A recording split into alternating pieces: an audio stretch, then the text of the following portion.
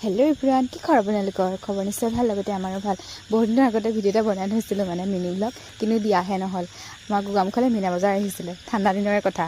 এয়া আমি মীনা বজাৰ চাবলৈ গৈছিলোঁ, গোটেইকেইটা মানে ঘৰৰ ভণ্টি আৰু আমাৰ পৰিয়ালটো মিলি আৰু টমটমতে বোলে ব'লা মীনা বজাৰ চাওঁ। ইয়াত বোলে 20 টকা দি পেলাই কিবা লটাৰী খেলিছিলে।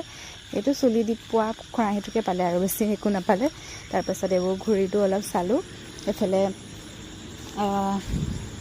ইয়াতে ল'ৰাই কিবা খেলিলে, অলপ জঁপিওৱা জঁপুৰি অকণমান বোলো তাক খেলাই দিওঁ, খেলালে ভাল পাব। চব কিন্তু টিকেটবোৰৰ দামবোৰ ইমান বেছি 50 টকা 50 টকা। এইপিনে ট্ৰেইনত উঠিলে, মই আকৌ ট্ৰেইনত উঠি লগতে আধাতে নামি দিলোঁ। ইমান স্পীড ট্ৰেইনখন ঘূৰিছে, ভয়হে লাগে ইয়াত।